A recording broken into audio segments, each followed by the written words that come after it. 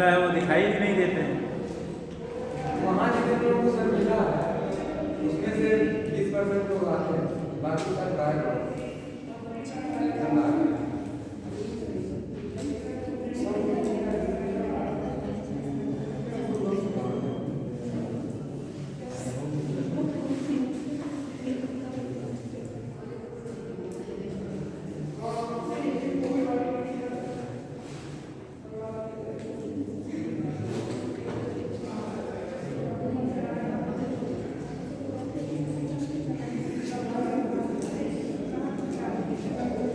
In RNA यहाँ से पढ़ाना है आपको।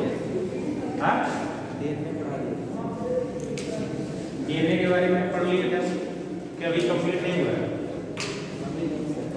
नहीं, डीएनए तो वैसे नहीं, मतलब बैकबोन तक हो गया है ना, पॉइंट वाइज तक डिस्कस हुआ था लास्ट टाइम। चलिए देखेंगे, अभी डीएनए के बारे में बहुत सारा डिस्कशन बाकी है जो भी आगे आता जाएगा। नेक्स्ट लिखा हुआ है, नेक्स्ट पॉइंट है कि आरएनए जैसे आप अभी तक आपने डीएनए के बारे में पढ़ा और डीएनए के बारे में आपने पढ़ा कि डीएनए डबल हेलिक्स होता है। डीएनए कैसा होता है? डबल हेलिक्स होता है। तो ये डीएनए के दो स्ट्रैंड होते हैं और दोनों स्ट्रैंड एक दूसरे के कॉम्प्लीमेंट्री कहलाते हैं। आपने पढ़ा था कि अगर एक 5' है तो दूसरा एक 3' होगा और ये 3' है तो ये 5' होगा। इस तरह से डीएनए में दो स्ट्रैंड होते हैं, both strands are antiparallel to each other. दोनों के दोनों एक दूसरे के अपोजिट डायरेक्शन में मूव करते हैं। इनमें एक स्ट्रैंड पर क्या पाया जाता है? प्यूरीन। तो दूसरे स्ट्रैंड पर क्या पाया जाता है? pyrimidine पाया जाता है। प्यूरीन जो नाइट्रोजनस बेस होता है, इसके बारे में डिटेल में आपने बायोमॉलिक्यूल में पढ़ा होगा। प्यूरीन जो होते हैं डबल साइक्लिकल कंपाउंड होते हैं, इनमें दो साइकिल पाई जाती है और जितने भी pyrimidine कंपाउंड होते हैं उनमें सिंगल साइकिल पाई जाती है। ठीक है, जो कार्बन की चेन की साइकिल होती है वो सिंगल साइकिल होती है। साइक्लिकल कंपाउंड में इनमें सिंगल साइकिल होती है और जितने भी प्यूरीन्स हैं उसमें डबल साइकिल। दोनों एक दूसरे से हाइड्रोजन बॉन्ड के द्वारा जुड़े हुए होते हैं। जैसे मान लीजिए कि यहाँ एडेनिन है तो इसके सामने आपको बताया गया था कि थाइमिन जो होता है जुड़ा हुआ होता है। अगर यहाँ पे ग्वानिन है तो इसके सामने ट्रिपल हाइड्रोजन बॉन्ड के द्वारा साइटोसिन जुड़ा हुआ होता है। एंड इसको हम एक नाइट्रोजनस बेस पेयर बोलते हैं, एक नाइट्रोजन बेस पेयर बोलते हैं। तो डीएनए में दो हेलिक्स हैं।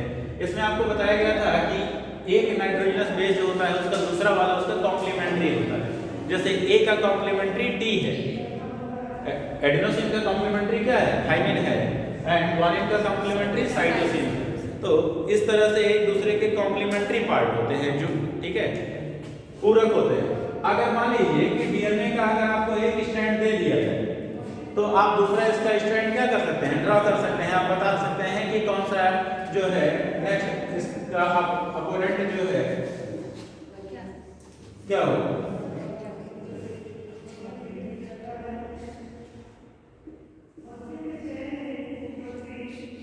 तो इसका वाला अपोजिट आप ड्रॉ कर ले जाएंगे। फॉर एग्जांपल अगर आपको ए जी सी टी ऐसे ही कुछ भी दे दिया जाए, ठीक है, तो यहाँ पे आप जोड़ लोगे, इससे थाइमिन, इससे साइटोसिन,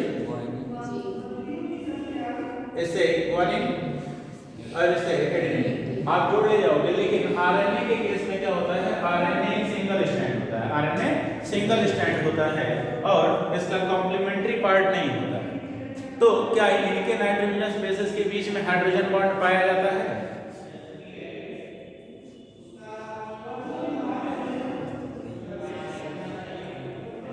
पढ़ा तो है आपने इसके पहले कि नाइट्रोजनस बेसेस के बीच में डबल या ट्रिपल हाइड्रोजन बॉन्ड पाया जाता है। तो क्या आरएनए में भी पाया जाता है? हाँ, पाया जाता है, लेकिन तब पाया जाएगा, लीनियर फॉर्म में नहीं पाया जाएगा। कैसे? ये इसका लीनियर फॉर्म है। अगर ये मान लीजिए चेन जो है ये कहीं से ऐसे मुड़ा हुआ है तो इस तरीके से अगर कोई स्ट्रैंड है इसका, तो यहाँ इनके बीच में जो क्लोज प्रॉक्सिमिटी में होंगे, पास होंगे, तो यहाँ पे क्या होगा? पाया जाएगा। यहाँ पे पाया जाएगा। ठीक है, तो जहां क्लोज प्रॉक्सिमिटी में होंगे वहां पे इनके बीच हाइड्रोजन बॉन्ड पाया जाएगा, लीनियर फॉर्म में नहीं पाया जाएगा। और अगर इसमें कहीं कोई चेंजेस हो गए हैं तो आप उसका पता नहीं लगा पाओगे। इनमें मान लीजिए चेंज हो गया, मान लेते हैं इस कॉम्प्लीमेंट्री डीएनए पर यहाँ का जो ये एलिमिनेट हो गया, तो अगर ये एलिमिनेट हो गया और इसके सामने एडेनिन आ जाए, मान लीजिए डीएनए जो फॉर्म हो रहा था तो उसमें कुछ गलती हो गई, फॉर्मेशन के समय क्या हो गई, कुछ गलती हो गई, तो अब इस गलती को पकड़ में तो आ जाएगा ये कि साइटोसिन के सामने हमेशा क्या होता है, ग्वानिन होता है। तो इसके सामने एडेनिन आ गया, मतलब ये यहाँ पे क्या है, मिस्टेक है, और इसको डीएनए रिपेयर कर लेता है। इसको डीएनए खुद क्या करता है, रिपेयर कर लेता है। कई सारे कॉम्प्लेक्सेस पाए जाते हैं जो इसमें रिपेयर कर लेते हैं। आरएनए में ऐसा चांसेस नहीं होता है। तो देखिएगा, in RNA every nucleotide residue has an additional OH group present at second position in the ribose। ध्यान देखिएगा,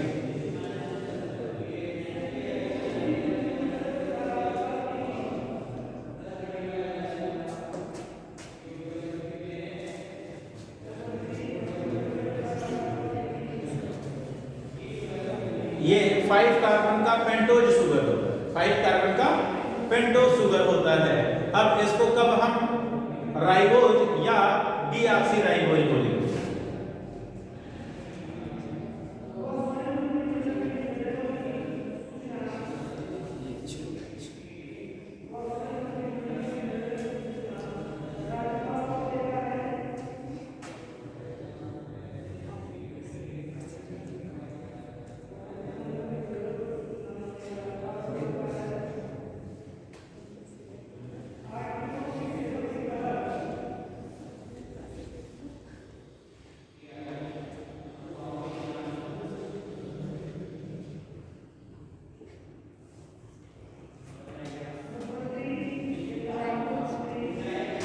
ये है राइबोज, ये आपका राइबोज है, और ये आपका क्या है, डीऑक्सीराइबोज।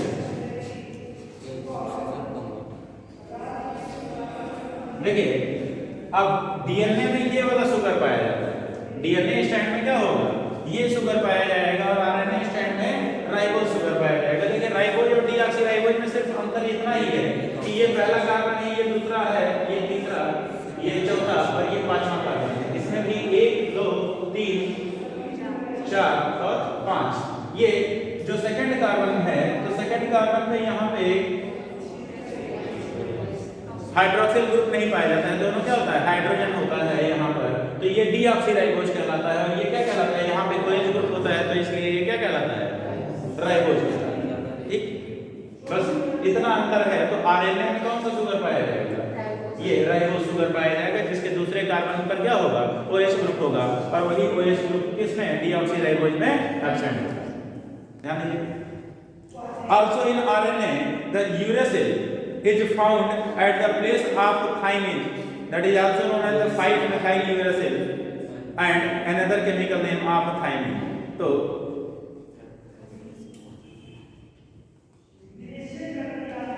देखिए, डीएनए और आरएनए में डिफरेंस हम देख रहे थे कि ये जो है आपका राइबोज किसमें होगा, आरएनए में, और डीऑक्सीराइबोज किसमें होगा, डीएनए में। एक तो इसके राइबोज शुगर में डिफरेंस है, दूसरा किसमें डिफरेंस है, नाइट्रोजनस बेस में। किसमें, नाइट्रोजनस बेस में डिफरेंस है। नाइट्रोजनस बेस में राइबोज में क्या पाया जाता है, यूरेसिल। क्या पाया जाता है, यूरेसिल। और डीएनए में क्या पाया जाता है, थायमिन।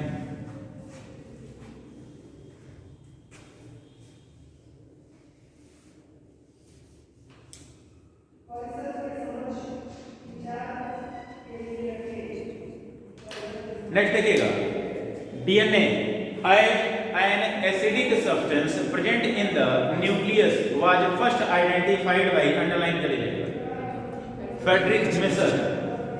फ्रेडरिक मिसर ने 1869 में इसको ऑब्जर्व किया था, और इन्होंने एक्चुअली सेल के अंदर जो न्यूक्लियस है, इसके अंदर इनको कुछ एसिडिक सब्सटेंस मिला, इसको इन्होंने न्यूक्लिन बोल दिया। क्या बोला, न्यूक्लिन बोला। इनको एसिडिक सब्सटेंस मिला था, ठीक है। इन्होंने डिफाइन नहीं किया कि ये डीएनए है या आरएनए है, सिर्फ इन्होंने बताया क्या, एक एसिडिक मटेरियल पाया इन्होंने। ही नेम्ड इट न्यूक्लिन, अंडरलाइन कर लीजिएगा, न्यूक्लिन टर्म दिया था फ्रेडरिक मिशेल ने, किसके लिए, जो कि जेनेटिक कंटिन्यूटी या एक एसिडिक सब्सटेंस पाया जाता है न्यूक्लियस के अंदर, उसको इन्होंने ऑब्जर्व किया। However, due to the technical limitation in isolation, such a long polymer intact and the elucidation of structure of DNA remains elusive for very long period of time। देखिए, उस समय हमारे पास कोई ऐसी टेक्निक नहीं थी, इन्होंने कोशिश जरूर की थी, इन्होंने जो निकाला था इससे सब्सटेंस ऑब्जर्व करने के लिए निकाला था, आइसोलेट किया था, वो एक्चुअली फ्रेगमेंटेड फॉर्म है, उनको इंटैक्ट नहीं मिला था, पूरा का पूरा डीएनए या आरएनए ये नहीं निकाल पाए, तो उसके स्ट्रक्चर पे बहुत ज्यादा स्टडी नहीं हो पाई, क्योंकि उस समय हमारे पास इतनी ज्यादा टेक्निक नहीं थी कि हम इसको निकाल करके ऑब्जर्व कर लें। तो इन्होंने इनको जो फ्रेगमेंटेड डीएनए ही मिला था उसी को इन्होंने उसके नेचर की स्टडी की और उसको इन्होंने बताया कि क्या है, एक तरह का एसिडिक सब्सटेंस है, और उसको इन्होंने नाम दे दिया क्या, न्यूक्लिन। फिर बहुत लंबे समय तक इस जेनेटिक रिसर्च नहीं हो पाई, ठीक है। उसके बाद फर्दर आगे देखिए, it was only in 1953 that James Watson and Frederick Crick based on the X-ray diffraction data produced by Morris Wilkins and Rosalind Franklin proposed a very simple but famous double helix model for the structure of DNA। देखिए, double helix model तो पहली बार जो है वो दिया था किसने, हाँ, वाटसन एंड क्रिक ने दिया था। ये मोस्ट फेमस मॉडल है जो डीएनए की खोज में एक इतिहास रहा है, जिसमें सबसे ज्यादा ऑब्जर्वेशन जो है उसी के बाद ऑब्जर्व किए गए या इसकी प्रॉपर्टी के बारे में पता लगाया गया। लेकिन इससे पहले जो 3 साइंटिस्ट के नाम लिखे हुए हैं, मॉरिस विल्किंस एंड फ्रैंकलिन, इन्होंने क्या किया था, एक्सरे टेक्निक का यूज किया। क्या किया था, एक्सरे टेक्निक का यूज किया। देखिएगा, इन्होंने क्या किया था, एक कंपाउंड, एक सॉल्यूशन में इन्होंने क्या किया था, इस जेनेटिक मटेरियल को लिया था और इस पे एक्सरे इमेजिंग करके इसका एक एक्सरे मॉडल, इस डीएनए का क्या किया था, एक्सरे मॉडल प्रस्तुत किया था, वो भी किससे, वाटसन एंड क्रिक के पहले। उसके बाद जो है वाटसन एंड क्रिक ने इसका डिटेल ऑब्जर्वेशन किया और उन्होंने जाकर के प्रस्तुत किया अपना क्या, डीएनए डबल हेलिक्स मॉडल इन 1953, जिसके लिए बाद में उनको नोबेल प्राइज भी दिया गया। क्या दिया गया था, नोबेल प्राइज मिला था इसके लिए।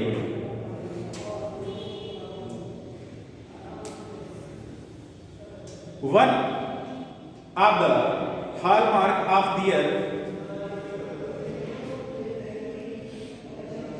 proposition was base pairing between the two strands of the polynucleotide chain। इस थियरी का या इस मॉडल का मेन खासियत क्या था कि इन्होंने ये बताया कि डीएनए एक तो हेलिकल मॉडल है, ठीक है, राइट हैंडेड, मतलब दाहिने हाथ की तरफ घुमा हुआ, ऐसे ही इसके स्ट्रैंड जो होते हैं एक दूसरे से रैप्ड करते हुए आते हैं। जैसे इन जनरल आप स्पाइरल सीढ़ी देखते हो, ठीक है, स्पाइरल सीढ़ी देखते हैं ना, कहीं जगह ऐसे घुमावदार सीढ़ी लगी हुई होती है, ठीक है। तो उसमें घुमावदार सीढ़ी में उन्होंने बताया कि एक सेंट्रल एक्सिस है, ठीक है, उसके अराउंड जो है ये राइट हैंडेड मैनर में ये घुमा हुआ स्ट्रक्चर जो होता है, ये क्या होता है, इसी तरीके से डीएनए का स्ट्रक्चर होता है।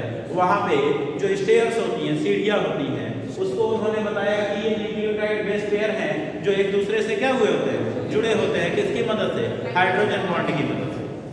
Next, however this proposition was also based on the observation of Erwin Chargaff, underline कर लीजिएगा, that for a double stranded DNA the ratio between the adenine and thymine and guanine and cytosine are also constant and equal to 1। अब देखिए, इसी model के बाद, DNA double helix model के बाद इसी समय इरविन चेरगॉफ ने एक रूल बताया। इन्होंने ये बताया कि किसी भी डीएनए कंटेंट के लिए, आरएनए के लिए नहीं, आरएनए सिंगल स्ट्रैंडेड है ना, तो आरएनए के लिए नहीं, डीएनए के लिए इन्होंने बताया कि एडेनिन और थाइमिन का, ग्वानिन और साइटोसिन का जो रेशियो होता है वो इक्वल टू 1 होता है। ठीक है, देखिए जितने एडेनिन होंगे उतना ही थाइमिन होगा, तो जितना एडेनिन उतना ही थाइमिन। ठीक है, मान लीजिए कि कोई डीएनए है जो 100% न्यूक्लियोटाइड है इसमें, अब उस 100% न्यूक्लियोटाइड में अगर हम कहते हैं कि 20% क्या है आपके पास, एडेनिन है, 20% क्या है, एडेनिन है, तो बाकी सबकी संख्या बताइए, बाकी सबका परसेंटेज बताइए। तो आपको पता है कि जितना एडेनिन होगा, जितना एडेनिन होगा उतना ही थाइमिन होगा, जितना एडेनिन होगा उतना ही थाइमिन होगा। तो amount of adenine amount of thymine के बराबर हो जाएगा। तो एडेनिन के बराबर थाइमिन हो गया, तो 20% क्या हो गया, थाइमिन हो गया। अब 20 40 हो गए, 30 तो 60 में 40% ये दोनों हो गए। अब आपको ग्वानिन और साइटोसिन बताना है, तो ग्वानिन और साइटोसिन भी इक्वल होंगे, जितना ग्वानिन उतना ही साइटोसिन, तो जितना ग्वानिन उतना ही साइटोसिन। अगर ग्वानिन इक्वल टू साइटोसिन है इक्वल टू x ले लें, तो ग्वानिन और साइटोसिन दोनों कितना हो जाएगा, 2x हो जाएगा इक्वल टू 60, तो x इक्वल टू 30, यानी जितना ग्वानिन उतना ही साइटोसिन होगा, मतलब 30% ग्वानिन होगा तो 30% क्या होगा, साइटोसिन होगा। मतलब adenine upon thymine equal to guanine upon cytosine equal to 1, यानी कि ये कांस्टेंट होगा, ये हमेशा क्या होता है, कांस्टेंट। तो ये किसने बताया था, इरविन चेरगॉफ ने। अगला, the base pairing confers a very unique property to the polynucleotide chain। तो बेस पेयरिंग जो है ये पॉलीन्यूक्लियोटाइड चेन की एक खासियत है कि कौन सा बेस पेयर जो होता है वो किससे जुड़ता है, कौन सा नाइट्रोजनस बेस किससे जुड़ता है, तो वो बेस पेयर फॉर्म करता है।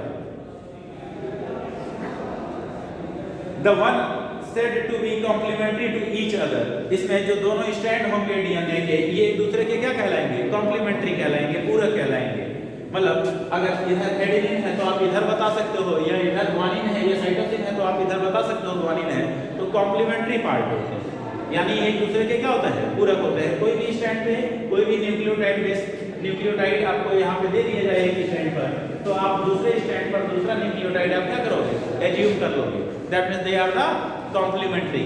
मैंने आपको बताया था ना, this is the marker and this one is the cap, और ये कैप जो होता है ये इसी मार्कर का पार्ट है, that means both are complementary to each other, दोनों एक दूसरे के कॉम्प्लीमेंट्री हैं। मान लीजिए कि इसमें अगर मैं कोई दूसरा पेन यूज करने लगूं, मान लीजिए ये पेन जो है हमारे पास, इसको हम लगा दें तो क्या इसमें फिट होगा, नहीं फिट होगा, that means they are not complementary. तो कॉम्प्लीमेंट्री का मतलब होता है पूरक, ये लग गया तभी ये कंप्लीट माना जाएगा। ठीक है, नेक्स्ट पॉइंट देखिएगा, and therefore if the sequence of the base pair in one strand is known, then the sequence in the other strand can be predicted। अगर एक स्ट्रैंड पे आपको डीएनए के एक स्ट्रैंड पर आपको क्या पता हो, न्यूक्लियोटाइड का सीक्वेंस पता हो, तो दूसरे स्ट्रैंड पर आप क्या कर सकते हो, बता सकते हो। यही सिंपल एडेनिन थाइमिन से guanine cytosine. Also, if one stranded form from a DNA, that is, let us call it as the parental DNA, act as the template for the synthesis of new strand। अब देखिए मेरे पास marker नहीं है, नहीं तो मैं आपको समझा देता। चलिए यहाँ पे कलर की जरूरत पड़ती, मार्कर एक ही है, उसको कलर करना।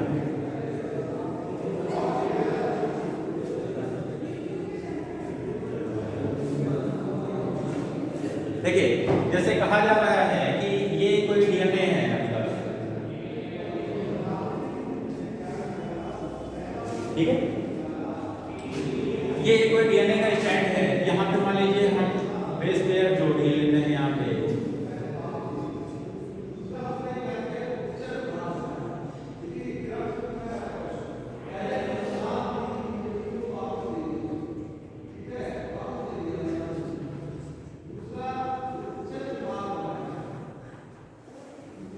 ऐसे ही मान लेते हैं कि ये क्या है, डीएनए का कोई स्टैंड है आपका, इसको हम पेरेंटल डीएनए मान लेते हैं। क्या ले लेते हैं?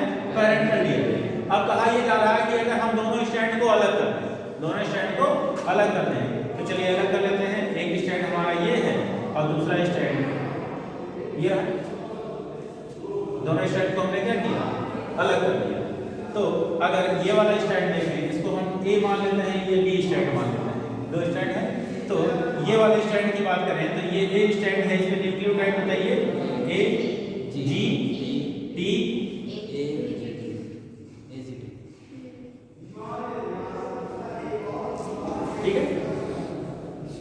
अब दूसरा वाला B T C A T C, same ये इस तरीके का है। तो कहा जा रहा है कि जो पेरेंटल डीएनए होगा, जब ये रेप्लिकेट करता है, क्या करता है? रेप्लिकेट करता है या डुप्लीकेट करता है, मतलब अपनी कॉपी बनानी होती है, तो ये दोनों स्टैंड को अलग कर देता है। जब दोनों स्टैंड अलग होंगे तो एक स्टैंड का जो कॉम्प्लीमेंट्री पार्ट, अब यहाँ पे नया डीएनए बनेगा ना, दूसरा स्टैंड, तो दूसरे स्टैंड में क्या प्रेजेंट होगा? थाइमिन के सामने क्या प्रेजेंट होगा? एडेनिन। साइटोसिन के सामने ग्वानिन, एडेनिन के सामने थाइमिन प्रेजेंट होगा, थाइमिन के सामने एडेनिन, इसके सामने ग्वानिन और इसके सामने थाइमिन। अगर आप ध्यान दीजिए तो ये ऊपर वाले डीएनए के जैसा ही है ना, उसी के जैसा। That process is known as the replication और डुप्लीकेशन। इसी प्रोसेस को हम क्या बोलते हैं? रेप्लिकेशन या डुप्लीकेशन। जब पेरेंटल डीएनए जो है दोनों अपने स्टैंड को अलग कर देता है, तो हर एक रेप्लिकॉन यानी हर एक स्टैंड जो होता है ये किसके जैसा बिहेव करता है? टेम्पलेट के जैसा। क्या? टेम्पलेट। जैसे जो आपका डीएनए का एक सिंगल स्ट्रैंड होता है वो एमआरएनए के जैसा बिहेव करता है। किसके जैसा? एमआरएनए के जैसा। And that is known as the template.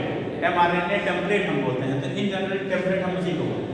अब इसको भी अगर आप बनाना चाहें तो वही हो जाएगा, इसके सामने थाइमिन आ जाएगा, cytosine, adenine, thymine, cytosine, adenine. अगर मिला दीजिए तो दोनों के दोनों खूब बहुत सिमिलर हैं अपने पेरेंटल डीएनए के। That is known as the duplication. यही प्रोसेस है क्या? डुप्लीकेशन। इसी के द्वारा डीएनए अपनी कॉपी तैयार करता है। आगे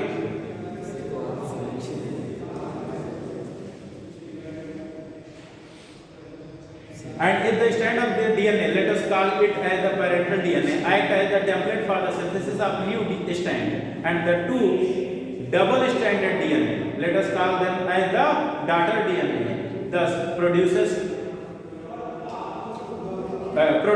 would be identical to the parental DNA molecule. तो ये देखिएगा, ये parental DNA है, ये जो दोनों नई बनी है ये क्या है? daughter DNA है। तो जो दोनों डॉटर डीएनए हैं ये अपने पेरेंटल डीएनए के क्या होती हैं? सिमिलर होती हैं, मतलब उसी की कॉपी होती है। आगे because of this the genetic implication of the structure of DNA becomes very clear. तो इसके बाद जो है डीएनए का स्ट्रक्चर काफी क्लियर हो गया कि डीएनए कैसा होता है? Double stranded, double helical model होता है। दोनों हेलिक्स के बीच में जो न्यूक्लियोटाइड बेस पेयर होते हैं वो अंदर की तरफ होते हैं। ये तो आपने न्यूक्लियोटाइड में ही पढ़ लिया था, न्यूक्लियोटाइड चेन में ही, कि अंदर की तरफ होते हैं और दोनों स्ट्रैंड से जो न्यूक्लियोटाइड बेस पेयर अंदर की तरफ होते हैं, न्यूक्लियोटाइड बेसेस, वो आपस में जुड़े हुए होते हैं और जुड़ करके एक बेस पेयर बनाते हैं। ठीक, वहां पे जोड़ने का काम कौन करता है? Hydrogen bond. That may be double और triple hydrogen bond. In that case of adenine and thymine double hydrogen bond, and in that case of guanine and cytosine यहाँ ट्रिपल हाइड्रोजन बॉन्ड। आगे देखिएगा, यहाँ पे कुछ मुख्य फीचर दिए गए हैं। The salient features of the double helix structure of DNA are as follow. क्या क्या फीचर्स हैं डबल हेलिक्स मॉडल के, इसको देख लीजिएगा। पहला फीचर दिया गया है, it is made up of two polynucleotide chain where the backbone is constituted by the sugar and phosphate and the bases projected in. तो ये कल ही आपको या सॉरी पिछले लेक्चर में बताया गया था। ठीक है, पिछले लेक्चर में आपको बताया गया था कि ये जो डीएनए का आप स्ट्रैंड देख रहे हो ना, दैट इज द बैकबोन। ये क्या है? इसका बैकबोन है। ये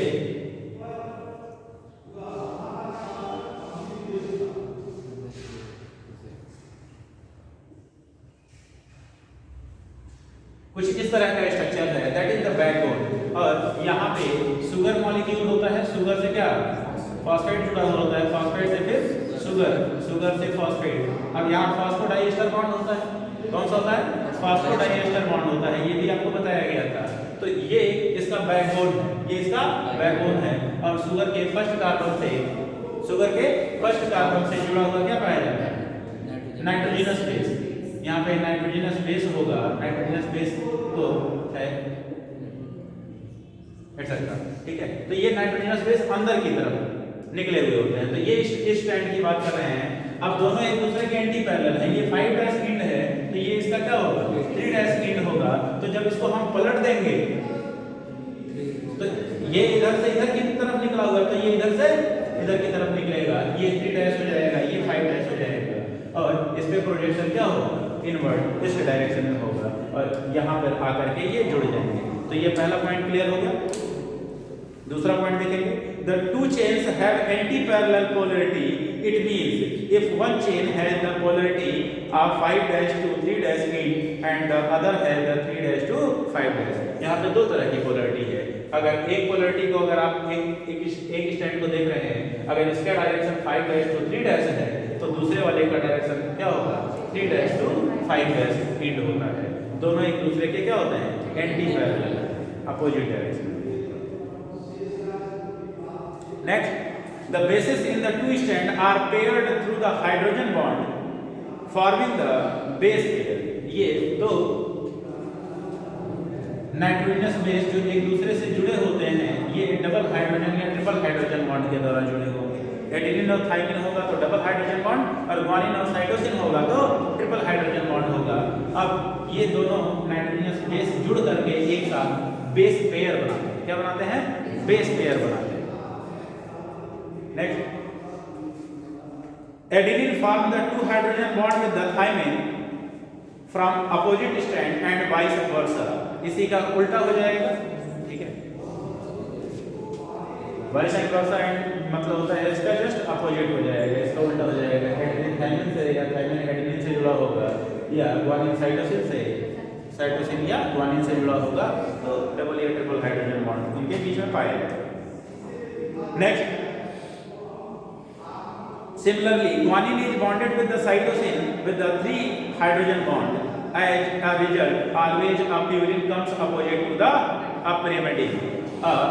एक प्यूरिन होगा, अगर एक नाइट्रोजनस बेस एक स्टैंड पर प्यूरिन है तो दूसरे स्टैंड पर नाइट्रोजनस बेस जो होगा वो क्या होगा, pyrimidine होगा। क्या होगा, pyrimidine। Next, this generates the approximately uniform distance between the two strands of the helix।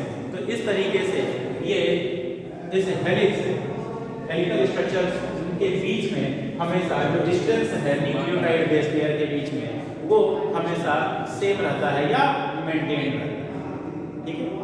अब इसके आगे जो नेक्स्ट पॉइंट है वो बेसिकली, अब यहाँ पे ध्यान दीजिएगा, जितना भी अभी तक हमने डीएनए के बारे में स्टडी किया है, ये सभी डीएनए जो है वो बी डीएनए है। क्या है, बी डीएनए का मॉडल हम पढ़ते हैं। डीएनए कई तरह का है, वैसे एनसीईआरटी में बहुत ज्यादा दिया नहीं गया है।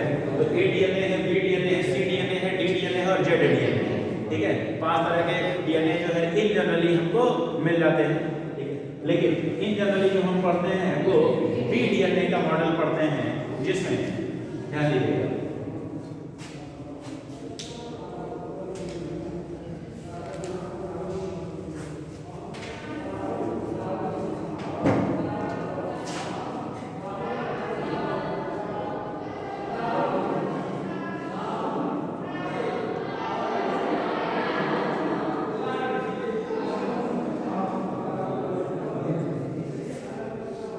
देखिए, अगर डीएनए डबल हेलिक्स मॉडल हम देखें तो यहाँ पर आपको बताया गया कि यहाँ पे नाइट्रोजनस बेसेस जुड़े हुए होते हैं,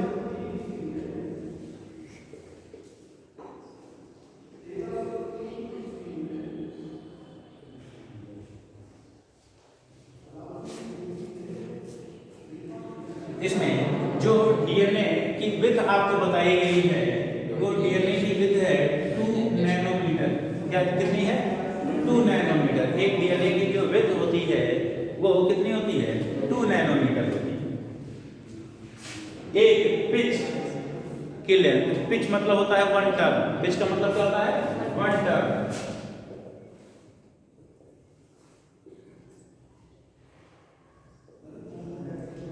वन पिच या 1 टर्न के बीच की जो लेंथ होती है टोटल वो 3.4 नैनोमीटर होती है। हम पढ़ रहे हैं BDNA, तो इन जनरली हम BDNA का मॉडल पढ़ते हैं और BDNA में हमको पता है कि एक पिच या एक टर्न के बीच में टोटल न्यूक्लियोटाइड बेस पेयर जो होते हैं वो 10 होते हैं। कितने होते हैं 10। हम बड़े तो बना लीजिए 3 2 5।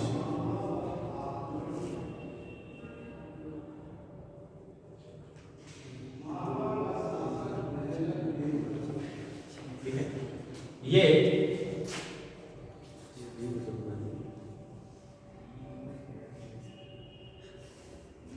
इस तरीके से कितने न्यूक्लियोटाइड बेस पेयर होंगे 10 न्यूक्लियोटाइड बेस पेयर पाए जाते हैं 10।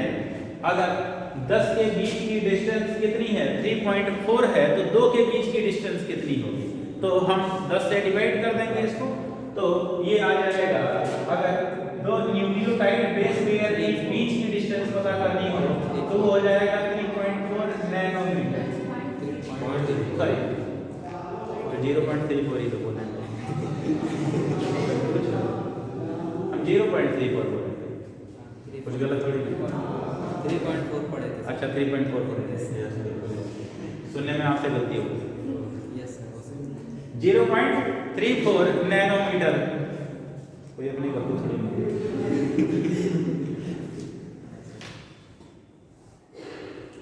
ठीक है, तो अगर देखिए जैसे फिर आपको बताया गया था, इसके पीछे आपने पढ़ा हुआ था कि ह्यूमन हैप्लॉइड सेल में total number of base pair कितने पाए जाते हैं 3.3 × 10⁹ बेस पेयर, इतना ही तो पाया जाता है। अगर ये हैप्लॉइड में है तो डिप्लॉइड में कितना होगा 6.6 × 10⁹ बेस पेयर होगा। और हम कह रहे हैं कि 2 नाइट्रोजनस बेस पेयर के बीच की डिस्टेंस कितनी होती है 0.34 नैनोमीटर, 0.34 नैनोमीटर होता है। तो इतने बेस पेयर के बीच की डिस्टेंस कितनी होगी, ठीक है। तो ये अप्रोक्सीमेटली आ जाता है 2.2 मीटर, कितना आ जाता है 2.2 मीटर आ जाता है। तो आपसे क्वेश्चन पूछता है कि एक ह्यूमन डिप्लॉयड सेल में जो टोटल कंटेंट डीएनए का पाया जाता है उसकी लेंथ कितनी होती है, दैट इज 2.2 मीटर। कैसे आपने बताया according to the base pair, according to the base pair. तो कई बार आपसे क्वेश्चन में दिया गया होता है बेस पेयर इतने हैं और उसमें आपसे डीएनए की लेंथ पूछ ली जाती है। तो आपको कुछ नहीं करना है, सिर्फ 2 नाइट्रोजनस बेस पेयर के बीच की डिस्टेंस को क्या करना है मल्टीप्लाई करके आपको बता देना है कि भैया इतना मीटर होगा।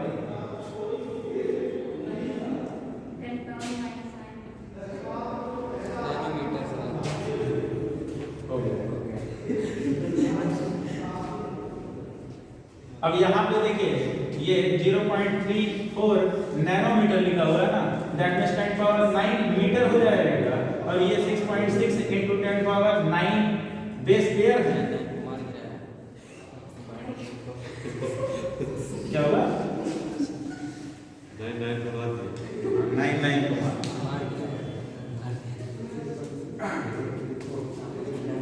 तो जब यहाँ से मल्टीप्लाई कर लेंगे तो अप्रोक्सीमेटली आपको 2.2 मीटर मिल जाएगा।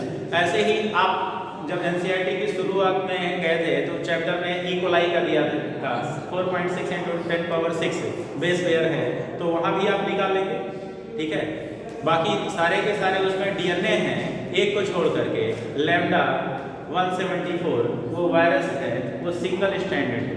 कैसा है सिंगल स्टैंडर्ड है, वो भी आरएनए।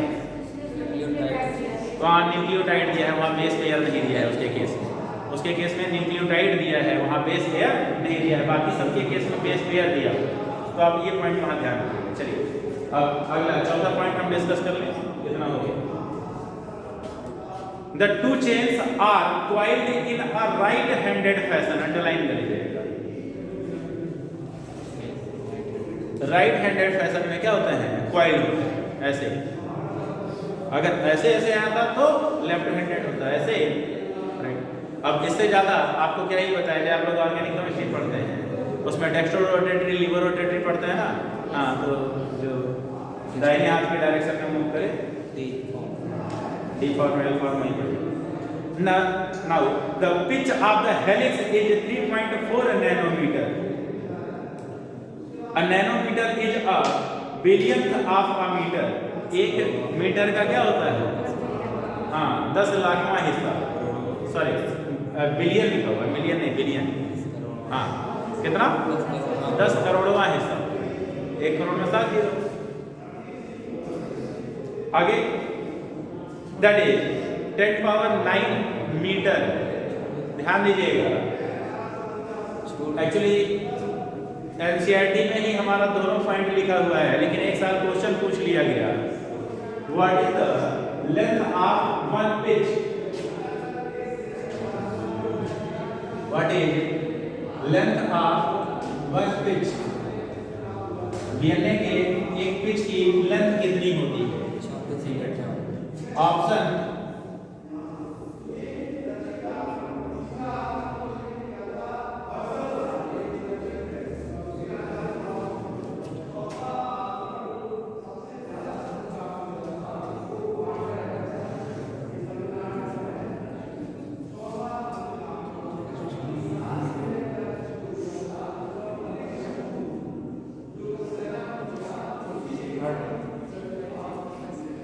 पहला तीसरा दोनों सही है, लेकिन उसमें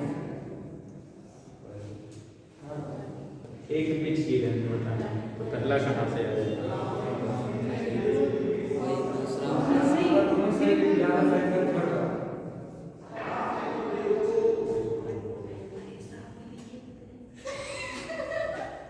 हाँ सर, ज़्यादा सही तो था, ज़्यादा एक बताइए, अगर ऐसा आ जाए, अगर ऐसा ऑप्शन आ जाए, देन आप क्या करेंगे?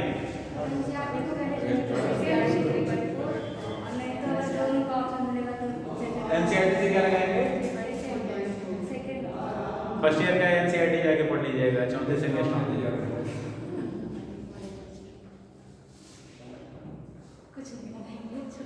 तो एक लगा देंगे, बोनस होगा तो। Mathematically both options are correct, but according to the cytological unit, ये स्ट्रॉन्ग ज़्यादा है।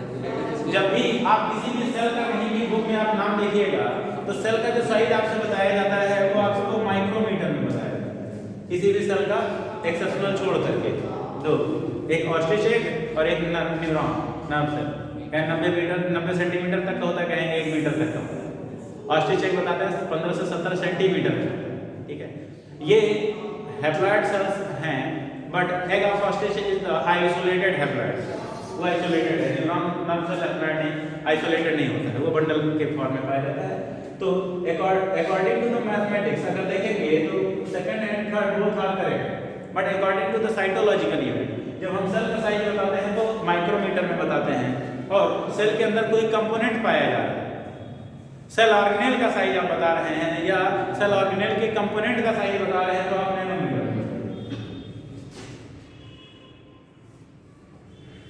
तो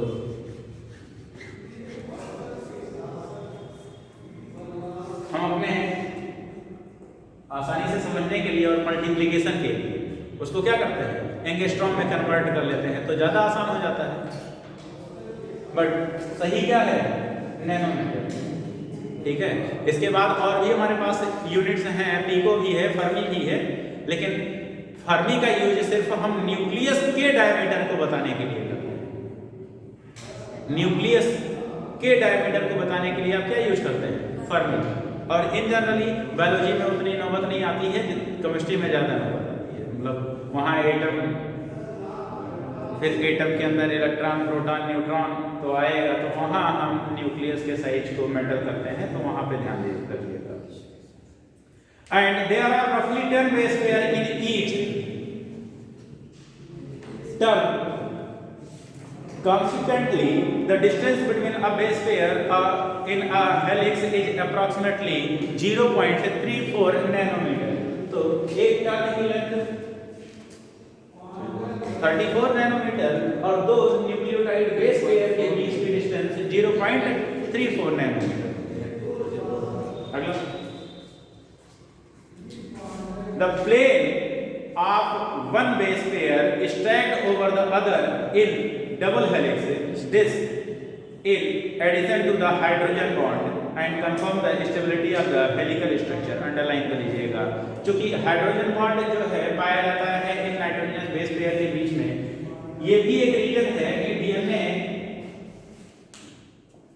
की स्टेबिलिटी के लिए कि डीएनए ज्यादा स्टेबल है as compare to the RNA. RNA में इन जनरली आप लीनियर स्ट्रक्चर इसका पढ़ते हैं और इसमें हाइड्रोजन बॉन्ड नहीं प्रोटेक्ट होता है इसके नाइट्रोजनस बेसेस के बीच में, तो कोई भी नाइट्रोजनस बेस क्या किया जाता है, एलिमिनेट किया जा सकता है या ऐड हो सकता है वहां पे आसानी से।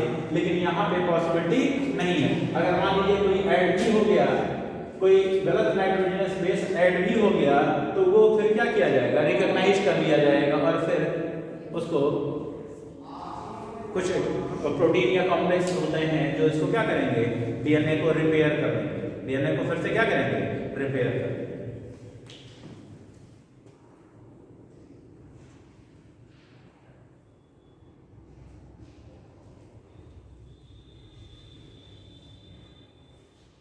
सर ये कह रहा है कि एक बेस पेयर के ऊपर दूसरा बेस पेयर रहता है जो एक्स्ट्रा स्टेबिलिटी प्रोवाइड करता है।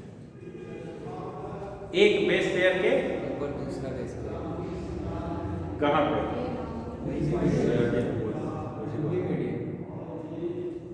कहाँ पे, इसी में है, मैंने डिस्कस किया है, कहाँ पे,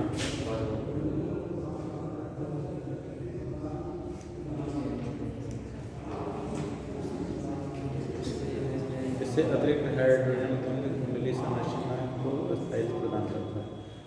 ये एक्चुअली होता क्या है ना, कभी कभी इसमें क्रॉस पेयरिंग मतलब इस तरीके से जुड़ा हुआ होता है, एक के ऊपर दूसरा, कहने का सेंस जो है ये यहीं पे इस तरीके से ये जुड़े हुए हो सकते हैं, बाकी अदरवाइज कोई स्ट्रक्चर नहीं है इसमें ऐसा कुछ। अगर होता तो आपको बताया, ठीक है।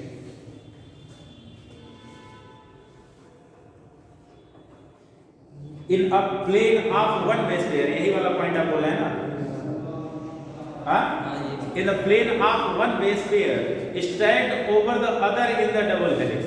तो एक प्लेन में वन बेस पेयर पे क्या होता है, एक दूसरा बेस पेयर उसके ऊपर स्टैक्ड होता है। तो इन जनरल ये इसी की बात कर रहे हैं कि एक के ऊपर एक दूसरा ऐसे ही स्टैक्ड होते हैं। स्टैक्ड कहने का मतलब है एक सिक्के के फॉर्म में, जैसे स्टेक आप थैलेबॉइड्स आप पढ़ते हैं ना, तो एक के ऊपर एक है ना, तो ये नाइट्रोजनस बेसेस एक दूसरे से हाइड्रोजन बॉन्ड के द्वारा जुड़े हुए हैं और यही इनको क्या करता है, एक्स्ट्रा स्टेबिलिटी प्रोवाइड करता है। This in addition to the hydrogen bond confirm the stability of the helical structure. तो इस वजह से हेलिकल स्ट्रक्चर की स्टेबिलिटी ज्यादा होती है, क्योंकि जब आप इसको अनवाइंड करते हो तो यही हाइड्रोजन बॉन्ड आपको फिर से क्या करना पड़ता है, ब्रेक करना पड़ता है, तोड़ना पड़ता है, तभी इसके दोनों स्ट्रैंड क्या होते हैं, सेपरेट होते हैं, अलग अलग होते हैं।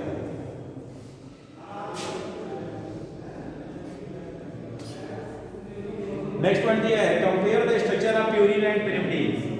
Can you find out why the distance between the two polynucleotide chain in the DNA remains constant?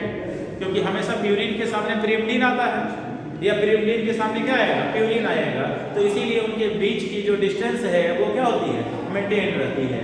उनके बीच में हाइड्रोजन बॉन्ड पाया जाता है जिसकी लेंथ क्या होती है, जो प्यूरिन या pyrimidine बेस पेयर होते हैं उनको जोड़ने के लिए उनकी लेंथ क्या होती है, बराबर होती है। क्या होती है, बराबर। इसलिए बट इन जनरली अगर हम बात करें तो ट्रिपल हाइड्रोजन बॉन्ड जो होता है वो शॉर्टर होता है as compare to the double hydrogen bond, उसकी लेंथ ज्यादा होती है अकॉर्डिंग टू द केमिस्ट्री अगर आप देखेंगे तो, ठीक है। अगर उस मॉलिक्यूलर या एटॉमिक लेवल पर आप जाकर के देखेंगे तो उस केस में आप बोल सकते हैं, but in the case of biology उतना हम निग्लेक्ट कर देते हैं, उतना हम क्या करते हैं, निग्लेक्ट करके चलते हैं। अब इसके बाद है सेंट्रल डॉगमा, ठीक है।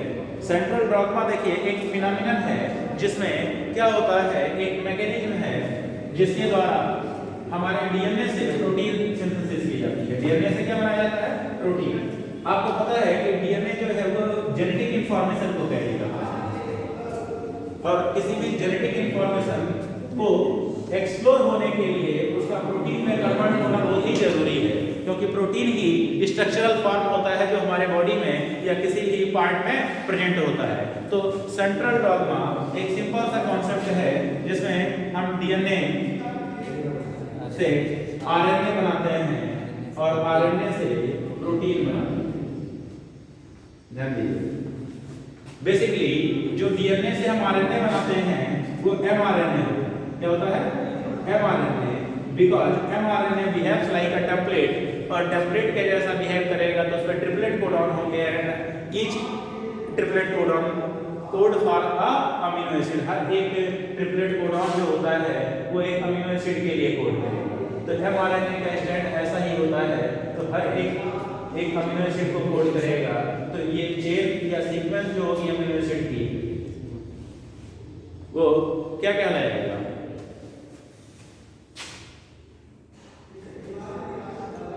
अमीनो एसिड के बीच में बॉन्ड कौन सा होता है?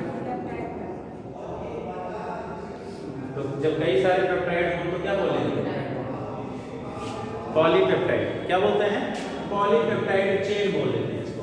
क्या बोल लेते हैं?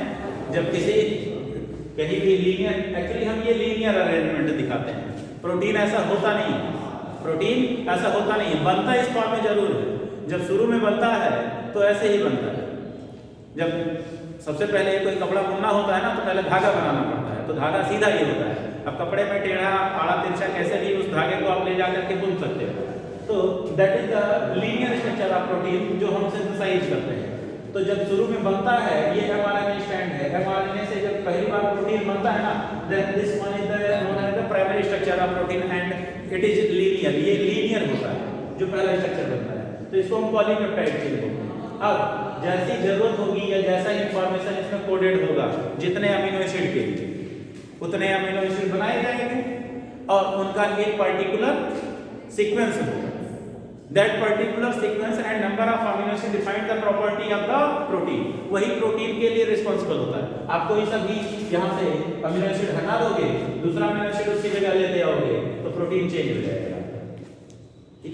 तो इस तरीके से डीएनए से डीएनए का बनना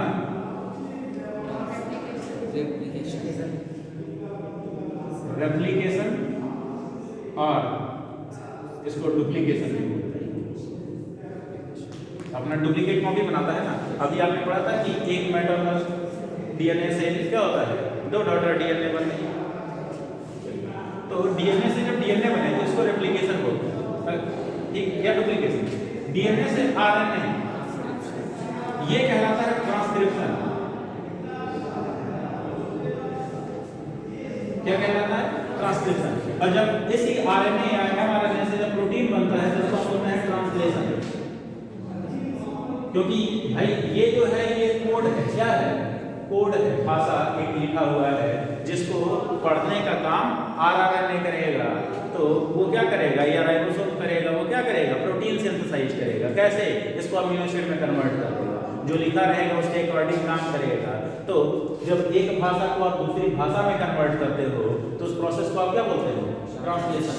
दैट इज एमआरएनए से जब आप प्रोटीन बनाओगे, that phenomenon is known as the translation and the whole concept is known as the central dogma. इसी को हम सेंट्रल डॉगमा क्या बोलते हैं? Central dogma. अंडरलाइन कर लीजिएगा, जो लोग बोर्ड में होंगे 2 नंबर का क्वेश्चन जरूर पूछेंगे, टिप्पणी लिखिएगा।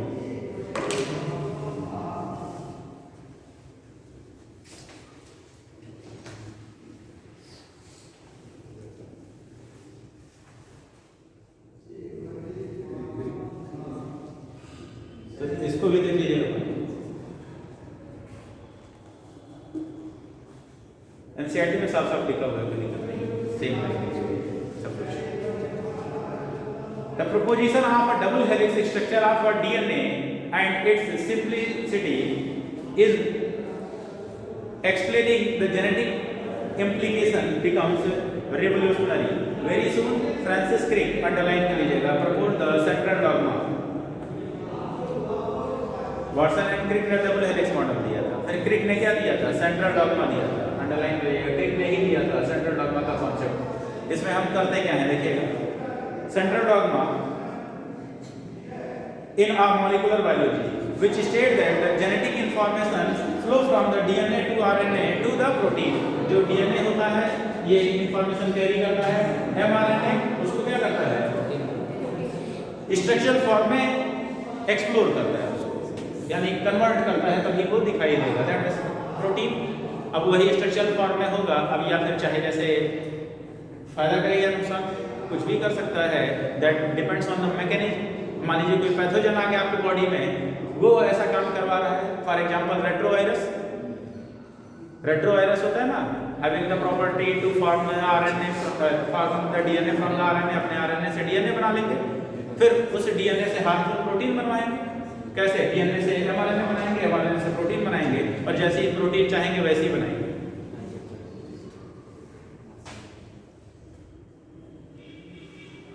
यहाँ पे एक पॉइंट लिखा हुआ है, in some viruses the flow of information is in reverse direction, that is in form of RNA to DNA. Can you suggest a simple name reverse transcriptase to the process? हाँ, ये transcription है। Transcription हम DNA से RNA बनाते हैं, लेकिन अगर जब हम RNA से DNA बना लें तो इसको बोलेंगे रिवर्स ट्रांसक्रिप्शन। इसके लिए एक एंजाइम रिस्पॉन्सिबल होता है, वो होता है रिवर्स ट्रांसक्रिप्टेज, और यही वाला एंजाइम HIV वायरस के साथ जुड़ा हुआ है। ठीक है, तो ये रिवर्स ट्रांसक्रिप्शन प्रोसेस है। इस कैटेगरी के जो मेनली ये फिनोमिनन वायरसेस में पाया जाता है, तो इस फिनोमिनन के जो वायरस होते हैं उनको हम बोलते हैं रेट्रो वायरस। क्या बोलते हैं? रेट्रो वायरस की कैटेगरी होती है, उसी से ये बिलोंग करते हैं, जिनके पास ये टेंडेंसी पाई जाती है कि ये रिवर्स ट्रांसक्रिप्शन कर सकते हैं, and they are most dangerous. अगला है पैकेजिंग ऑफ DNA। तो हेलिकल स्ट्रक्चर वगैरह जो है हम पढ़ चुके हैं, अब हम पढ़ेंगे कि DNA की पैकेजिंग कैसे होती है।